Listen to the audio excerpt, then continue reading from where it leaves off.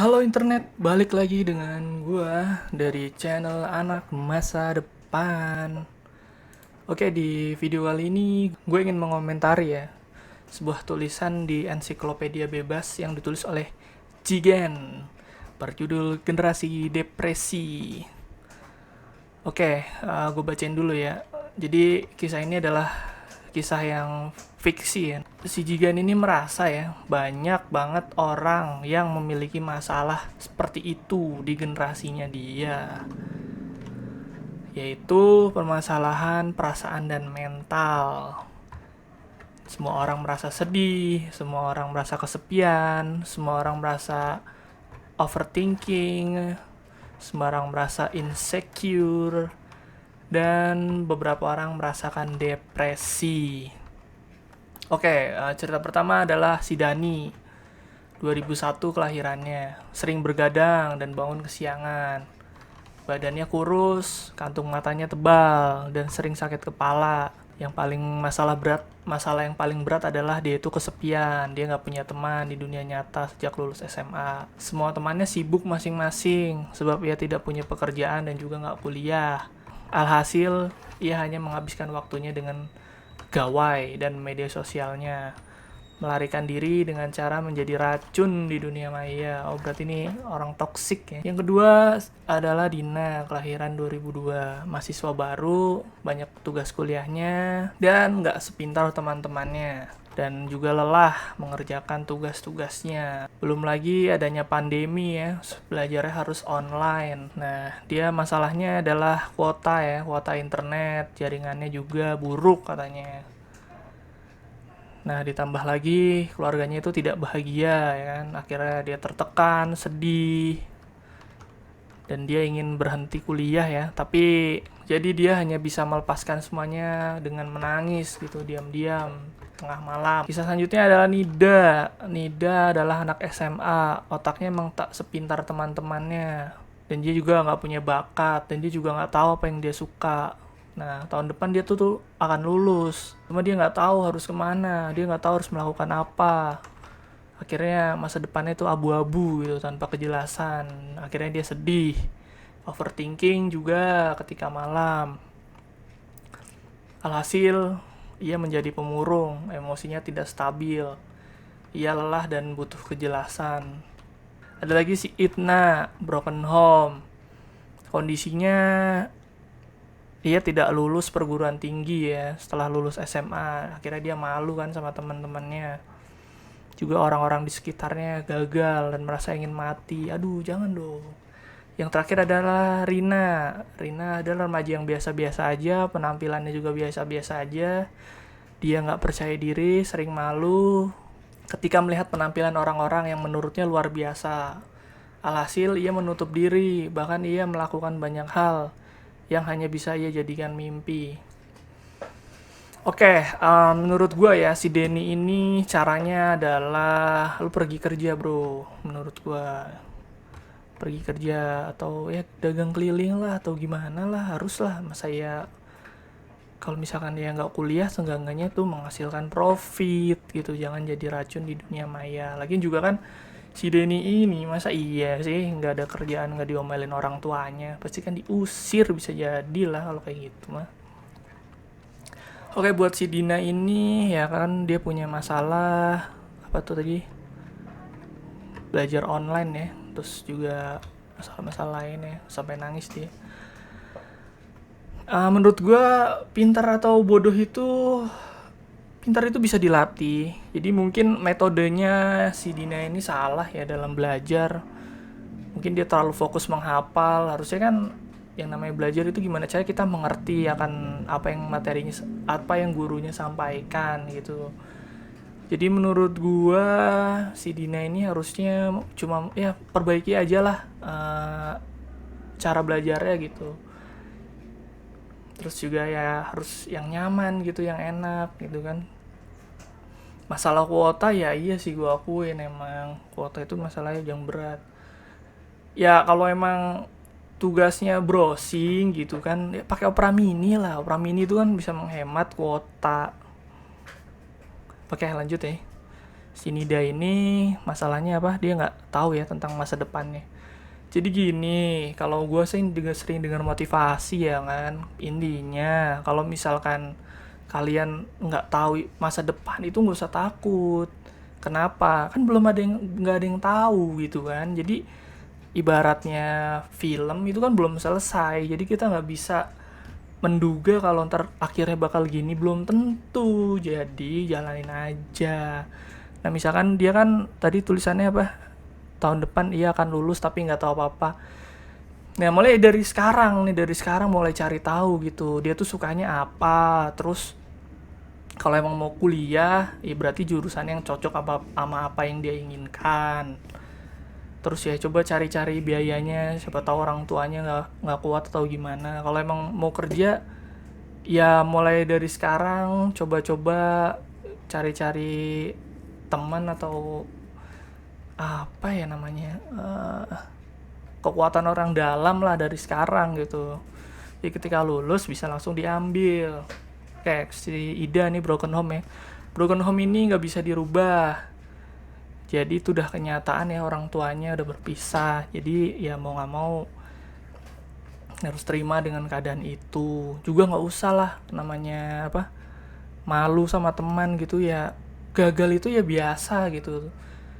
Gagal masuk perguruan tinggi itu biasa. Gue juga waktu itu juga nggak masuk perguruan tinggi yang gue mau, dan gue biasa aja gitu. Pokoknya intinya bakalan ada yang namanya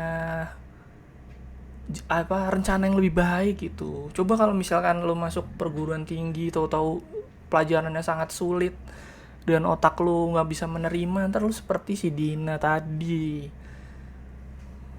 Ya intinya ada rencana yang lebih indah lah. Jadi nggak usah yang namanya merasa ingin mati cuma gara-gara gagal. Aduh lebay ya kan.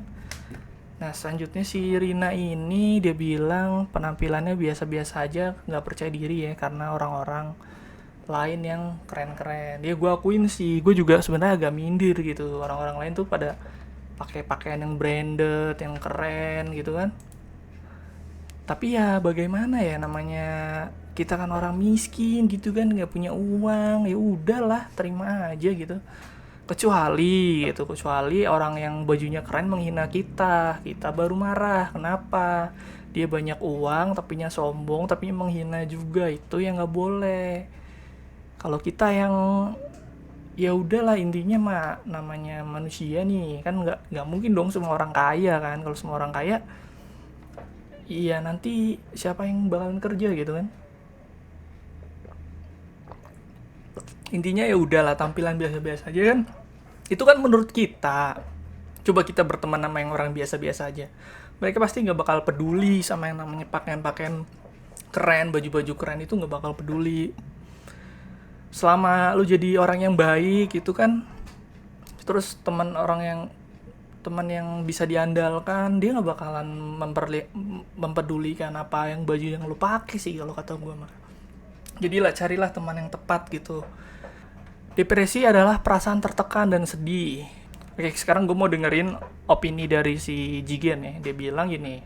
Pertama, media sosial jelas berdampak besar. Ini adalah era di mana orang-orang dipuji bakat make up karena pakaian yang dia kenakan, juga kemampuannya dalam menari, kerupawan rupa. Nah, sedangkan orang-orang yang biasa-biasa aja jelas akan merasa minder, merasa tidak puas untuk menunjukkan dirinya, dan perasaan tidak puas ini justru membuat tertekan dan lelah luar biasa. Karena itu dia akan menghilang ya kan. Perasaan tidak pantas itu yang hadir justru perasaan takut tidak dihargai, tidak notice. Paling parahnya dihujat. Wah ini udah parah sih kalau sampai dihujat mah. Karena itu sosial media itu menyebabkan stigma ya kan. Masuk perguruan tinggi itu adalah ajang pembuktian diri, sehingga orang-orang yang tidak bisa masuk akan dicap orang-orang gagal ya. Parah banget sih ini. Padahal banyak banget sih faktor yang mempengaruhi.